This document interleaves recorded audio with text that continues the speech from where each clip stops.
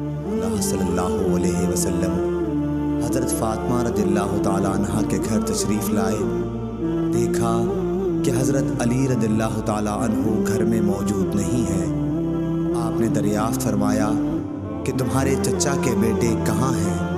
انہوں نے بتایا کہ میرے اور ان کے درمیان کچھ ناگواری پیش آ گئی اور وہ مجھ پر خفا ہو کر کہیں باہر چلے گئے ہیں اور میرے یہاں قیلولہ بھی نہیں کیا ہے۔ اس کے بعد رسول اللہ صلی اللہ علیہ وسلم نے ایک شخص سے کہا کہ علی رضی اللہ تعالیٰ عنہ کو تلاش کرو کہ وہ کہاں ہیں۔ وہ آئے اور بتایا کہ مسجد میں سوئے ہوئے ہیں۔ پھر نبی کریم صلی اللہ علیہ وسلم تشریف لائے۔ حضرت علی رضی اللہ تعالیٰ عنہ لیٹے ہوئے تھے۔ چادر آپ کے پہلو سے گر گئی تھی اور جسم پر مٹی لگ گئی تھی۔ رسول اللہ صلی اللہ علیہ وسلم جسم سے دھول جھاڑ رہے تھے اور فرما رہے تھے، اٹھو ابو تراب اٹھو۔